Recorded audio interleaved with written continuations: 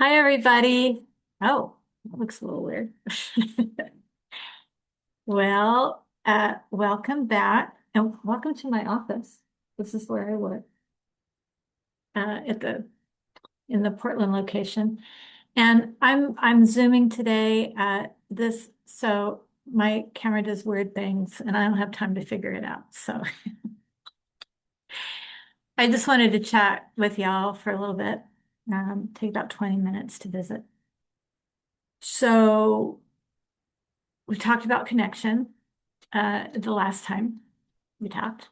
And when we talked about connection, I'm hoping that some of you have been able to have some time for connection. I know I have. I've had some good family connection time and met with an awesome colleague yesterday for lunch. And it was so wonderful to get to see his office and chat about all the wonderful things that he's done with his career and his personal life. And that was wonderful to see. And I'm looking forward to connecting with some friends this evening. So, connection is one of the pillars of mental health, right? So, what are the four pillars? Connection, nutrition, sleep, and exercise. We try to get a little bit of all of that. Hopefully, a little more than a little bit, but that's a big part of our mental health. And so today, I thought I would talk about the second tenet of the Empowered Healer Project, and that is empowerment. Keyword empowered. And so I'm wondering, for you, when you hear the word empowered, what do you think of? Do you think of empowered, or uh, do you, what do you think of? And so I quickly Googled the word empowerment to see what AI wants to say about that. And it talks about personal empowerment, building self-confidence and control over your own life. Yes, that's what we're about.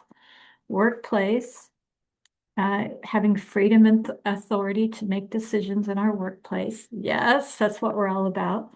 And social and political, gaining equal rights and a voice in society. Yes, although we're not a political organization, we definitely, I think, would say we support people having a voice and equity. Um, for me, empowerment means being able to fully be who I am, um, to work in a way that feels ethical and enjoyable. So I'm actually taking a break in between client sessions today. And so we have just a short time together. I love going to work. I never get tired of it. And because I have a voice. I have a voice in the type of work I do. I have a voice in what I think is good for people, good for mental health and for helping them. And I hope you do too. You know, I was on LinkedIn today and I saw someone refer to the mental health industry as the mental health cartel, and I kind of chuckled at that because um, some of these uh, new businesses that are popping up and how healthcare is treating healthcare providers, it can kind of feel that way, right?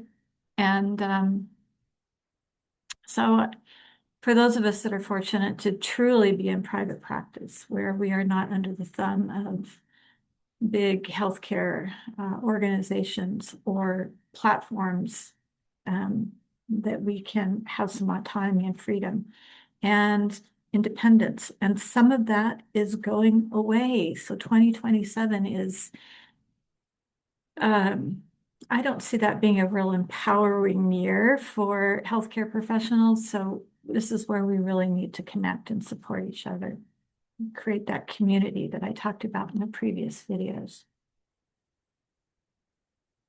So think about what empowerment means to you, maybe as you go through today. How are you empowering yourself? How are you able to empower others? How are you feeling empowered in your career and your business? Um, and I we need to have some freedom and autonomy. And that's how we, when we hear about moral injury and burnout, and I said in my previous video about connection that I didn't feel burned out and I don't feel moral injury.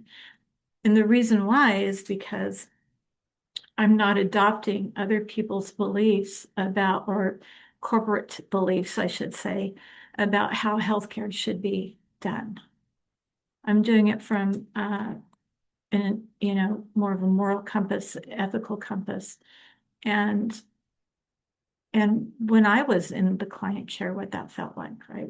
What I was needing as well. Um, and it's not workbooks and tools. It is connection and having relationship with someone in a professional way, but also in a way that shows deep compassion and interest and starting a journey together. When people say, oh, this is hard work, therapy is hard work. Well, I think not being in therapy is hard work. And when we start a journey together, it's not really work, it's a journey. And a journey has all sorts of directions that it can go. But ultimately, we end up in a pretty cool place. So that feels empowering to me. What feels empowering to me is when my colleagues get together and we have meaningful conversation and I hear something inspiring. That's empowering to me. Well, there's a lot of ways that we can have a feeling of being empowered. And when it comes to, moral injury, that's a lot of what that is. It's when we feel that we have no choice but to adopt a way of doing healthcare uh, because we're told to do that. And how do we resist that? How do we resist or push against that in a way that is to say, I know I'm not going to do that, right? I cannot do that. And uh, so that's another way of feeling empowered, becoming more of who you are, becoming more of who you're here to be. And I started when I started the Empowered Healer Project. It's not like I had some special idea that fell from the sky. It's already been thought of, and it's probably already being done somewhere else. But I knew that I had to do it, that I was compelled to do it, and the way that I did it was not going to be the way anybody else would do it either. And that goes with my work as well, and that feels empowering. So how you're showing up in the world, only you show up that way. Only you can do it the way that you do it. And that's empowering. So even if there is a certain way that things have to be done, maybe in a workplace, only you can do it in the way that you can do it and show up in the way that you show up. So finding that opportunity to be with others, to think to yourself, what is it that I can bring that no one else can bring, even though I might be doing the same thing everybody else is doing, is another way of becoming empowered. And I want to help support you in that. And we want to help support you in that at the Empowered Healer Project. And so that we can get back to loving what we love to do. I that's what I love to do. I love inspiring and helping other people love what they love to do, because when I see other people doing what they love to do, it inspires me. So it works out for everyone. Well, that's all I have to say for today for empowerment. And next time we talk, we'll talk about transformation and what that means. So, Empowered Healer Project, we're all about connection, empowerment, and transformation. And if you're in Oregon and you're a licensed counselor therapist, we'd love to have you join us. And if you're out of Oregon and you want to learn more about how we put together this group, this community, and if you'd like to start a community where you're at, let me know, and I'll do what I can to help you out. In the meantime, see you guys later. Maybe we'll chat tomorrow.